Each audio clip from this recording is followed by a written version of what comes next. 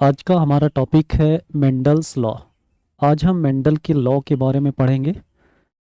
तो Gregor John Mendel जो father of genetics हैं, उनके द्वारा जो जेनेटिक्स में दिया गया लॉ है या उनके एक्सपेरिमेंट से जो बनाया गया लॉ है, उस लॉ को हम देखते हैं। तो मेंडल ने टोटल 3 लॉ दिया था। Mendel gave 3 laws of heredity. Mendel ने जो है कितने लॉ दिए थे यहाँ पे? 3 लॉज।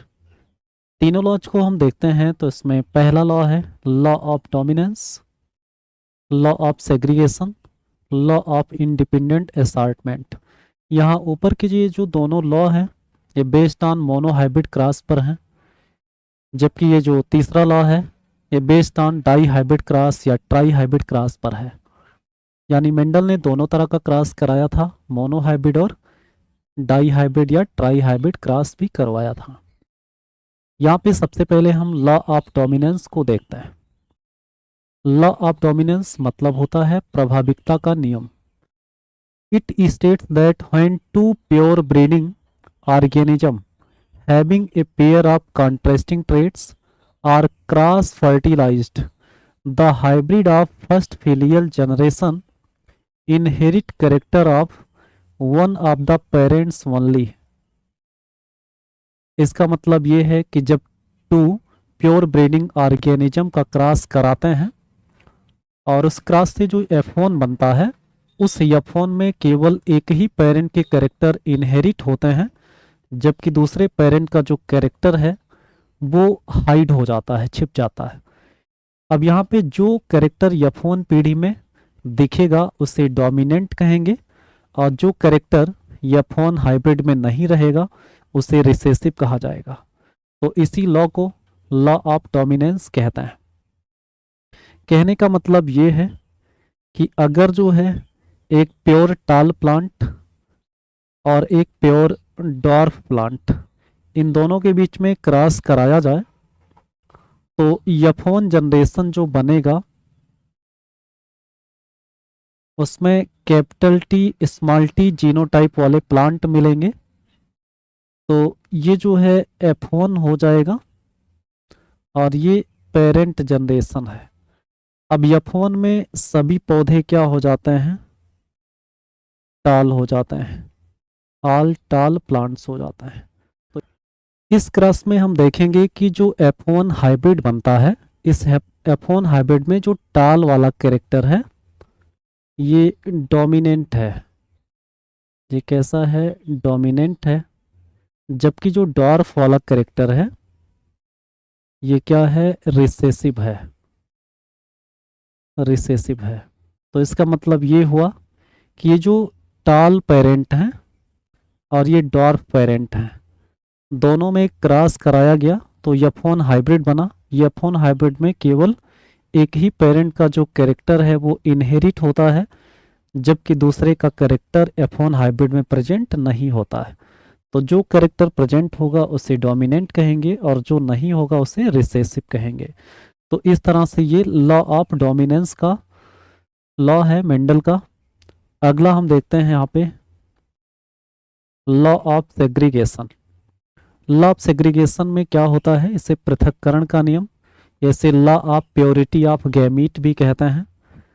तो यहाँ पे देखेंगे it states that when hybrids of first filial generation are allowed to fertilize among themselves, both dominant and recessive traits separate or are segregate in the second generation in the ratio of 3 dominant and 1 recessive।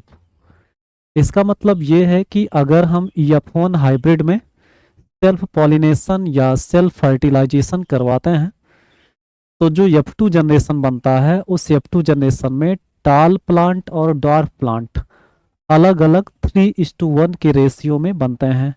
यानी यहाँ पर क्या होगा कि अगर हम F1 hybrid को ले लेते हैं, मान लो F1 हाइब्रिड में क्या बना था? कैपिटल टी स्मॉल टी बना था, ये F1 हाइब्रिड बना था।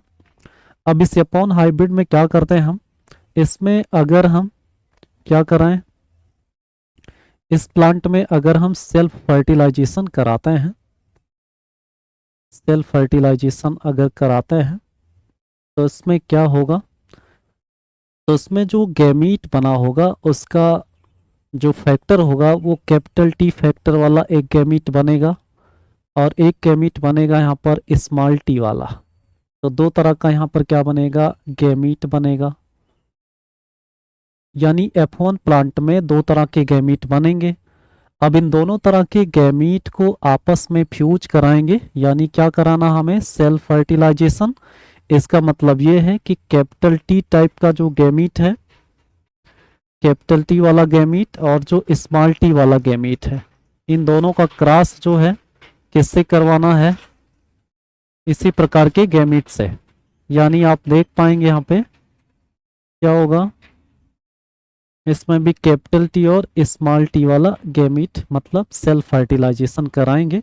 तो इसमें क्या बनेगा, capital T capital T, capital T small T, और कैपिटल टी स्मॉल टी बनेगा, और स्मॉल टी बनेगा। तो इस तरह से ये कौन सा जनरेशन हो जाएगा, तो ये F2 जनरेशन हो जाएगा। अब F2 जनरेशन में आप क्या देख पाते हैं कि यहाँ पे ये पौधा कैसा होगा, टाल होगा, ये पौधा भी टाल ही होगा, और ये पौधा भी टाल होगा, और ये क्या होगा, डॉर्फ होगा। तो इस तरह से जो F2 जनरेशन होता है उसमें तीन पौधे क्या हो जाते हैं, टाल हो जाते हैं, और एक जो है वो क्या हो जाता है, डॉर्फ हो जाता है। इसका मतलब टाल वाला जो करेक्टर है और जो डॉर्फ वाला करेक्टर है, ये F1 में तो एक साथ रहते हैं, लेकिन F2 में क्या हो जाते हैं, ये सेग्रीगेट हो जाता है। तो इस तरह से ये लॉ ऑफ सेग्रीगेशन का रूल है मेंडल का। ये तो फिनोटिपिक रेशियो है, अगर इसका जीनोटिपिक रेशियो हम देखेंगे तो 1:1 का आएगा।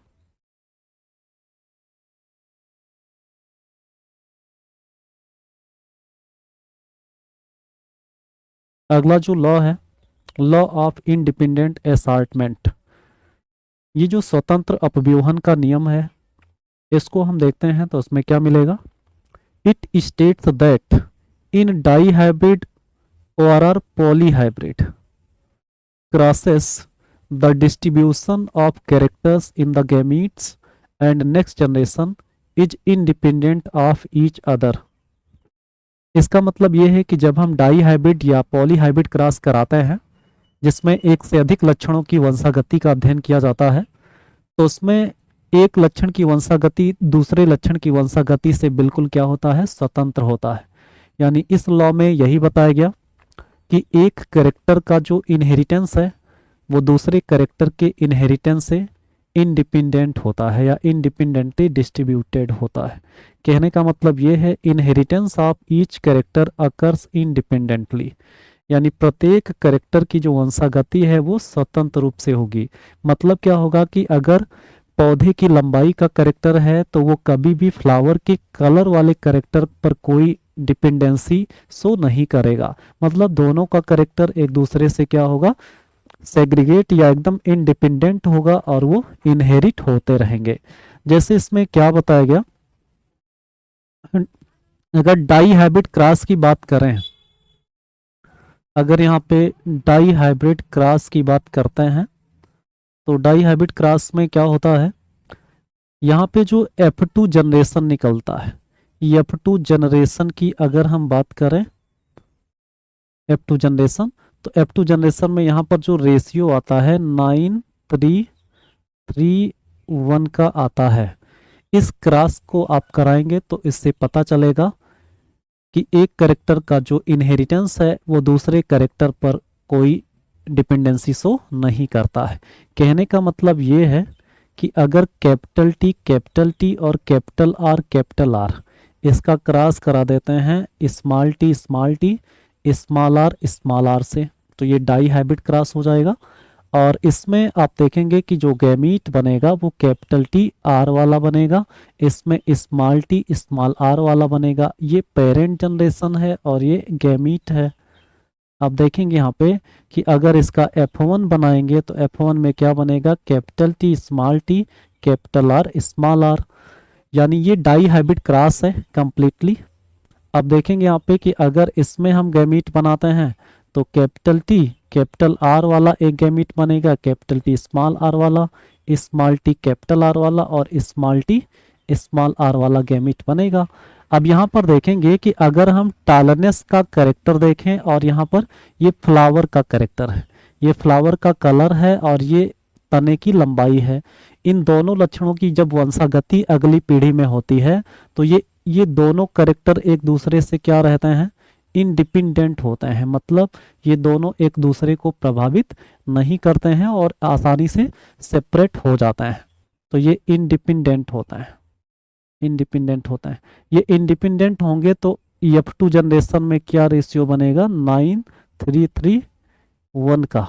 इस रेशियो में F2 जनरेशन में दोनों कैरेक्टर की जो वंशागति है वो क्या हो जाती है, सेपरेट हो जाती है। इसी को स्वतंत्र अपव्यूहन का नियम या इसको क्या कहते हैं, लॉ ऑफ इंडिपेंडेंट असार्टमेंट कहते हैं। अब इसमें बात ये आती है कि अगर किसी भी कैरेक्टर का जीन अगर सेम क्रोमोसोम पर प्रेजेंट होगा तो वो क्रोमोसोम के साथ नेक्स्ट जनरेशन में जाएगा।